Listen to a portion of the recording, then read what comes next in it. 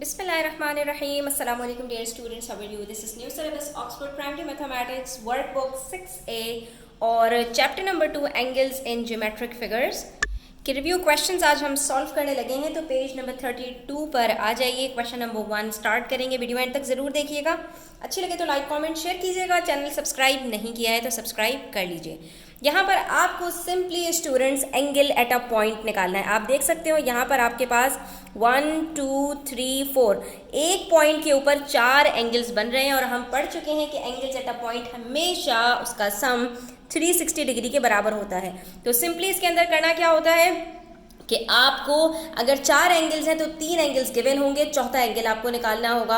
अगर 5 angles given है तो 4 आपको जो है वो गिवन होंगे और एक आपको निकालना होगा। अगर 2 एंगल्स हैं इसके अंदर तो एक गिवन होगा और एक आपको निकालना होगा। यानी जितने भी एंगल्स आपको यहाँ पर पॉइंट के ऊपर बन रहे होंगे उसके अंदर से एक एंगल छोड़कर बाकी सारे एंगल्स आपको पता होंगे। ठीक है, या तो सब वो मेंशन किए हुए होंगे और या सारे मेंशन किए होंगे, लेकिन एक अगर आपको डब्बा नजर आएगा तो वो डब्बा आपको पता है 90 डिग्री होता है। ठीक है, ये डिनोट करता है 90 डिग्री। इसको हम राइट एंगल कहते हैं। तो इसके अंदर सिंपली आपने करना क्या होता है, सारे एंगल्स को आप कर लीजिए ऐड और उसके बाद जो भी आपके पास आंसर आएगा आपने उसको 360 डिग्री में से सबट्रैक्ट कर देना है। ठीक है, तो इस तरह से आपके पास जो रिक्वायर्ड एंगल होता है वो निकल आता है।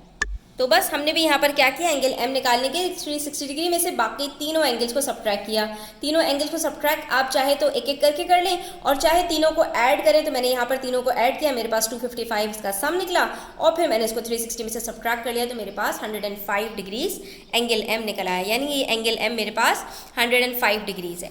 इसी तरह से क्वेश्चन नंबर 2 है। इसके अंदर आप देख सकते हैं ABCD is a parallelogram and ECD is a straight line.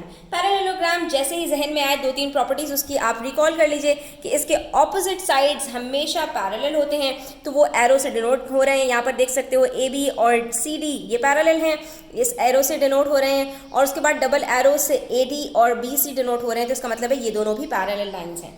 और न सिर्फ ये पैरेलल लाइंस होती हैं बल्कि इनके बीच में जो 2 एंगल्स बनते हैं वो भी हमेशा 180 डिग्री के इक्वल होते हैं। यानी पैरेलल लाइंस के बीच में जो 2 एंगल्स बनेंगे वो हमेशा उनका सम 180 डिग्रीज होता है। ये बात भी हमें पता है।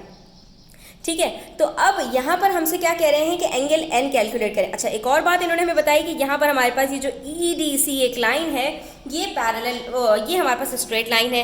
और स्ट्रेट लाइन की भी एक प्रॉपर्टी हमें पता है कि स्ट्रेट लाइन के ऊपर जो नंबर ऑफ एंगल्स बनते हैं उसका सम भी 180 डिग्री के बराबर होता है। यानी यहाँ पर आप देख सकते हो कि एंगल हमारे पास एक स्ट्रेट लाइन के ऊपर पॉइंट D के ऊपर 2 एंगल्स बन रहे हैं। ठीक है, एक स्ट्रेट लाइन के ऊपर 2 एंगल्स बन रहे हैं जिसमें से एक गिवन है तो दूसरा हम खुद ब खुद कैलकुलेट कर सकते हैं।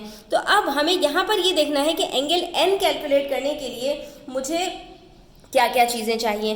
तो बच्चों अगर हम यहाँ पर ये देखें कि ये 2 पैरेलल लाइंस हैं हमारे पास AB और CD, तो अगर मेरे पास ये वाला एंगल आ जाए, ठीक है, तो मैं ये वाला एंगल पूरा कैलकुलेट कर सकती हूँ। कैसे? क्योंकि पैरेलल लाइंस के बीच में ये दोनों एंगल्स बनेंगे, इनका सम 180 डिग्री होगा। अगर एक एंगल पता होगा तो दूसरा एंगल हम खुद ब खुद निकाल सकते हैं। तो जैसे ही मुझे ये वाला एंगल पता चलेगा, और वो कैसे पता चलेगा, 180 में से मैं 105 को सबट्रैक्ट करूंगी तो मुझे पता चल जाएगा कि ये मेरे पास 75 डिग्रीज है।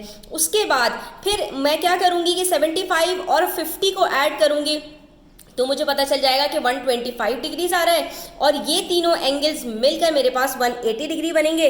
तो मैं सिंपली क्या करूंगी, 180 में से 125 को सबट्रैक्ट करूंगी, जो आंसर आएगा वो मेरा एंगल एन हो जाएगा। तो हमेशा आपने ये देखना है कि मुझे कौन सा एंगल निकालना है और इसके लिए मैं किस तरह से अपनी रिवर्स वर्किंग्स कर सकती हूँ। ठीक है, इसका मतलब है मेरे पास ये जो एंगल एन है ये 55 डिग्रीज आ रहा है। और अब आप देख सकते हैं कि इन 2 पैरेलल लाइंस के बीच में बनने वाले ये दोनों एंगल्स, इन दोनों का सम और ये वाला एंगल ये 180 डिग्री है, क्योंकि 50 + 55 105 और 105 + 75 आपका होता है 180 डिग्रीज। तो इस तरह से हमारे पास ये एंगल एन कैलकुलेट हो गया। आई होप स्टूडेंट्स से आपको क्लियर हो गया होगा। स्टिल कोई क्वेश्चंस क्वेरीज हो तो कमेंट सेक्शन में आप पूछ सकते हैं।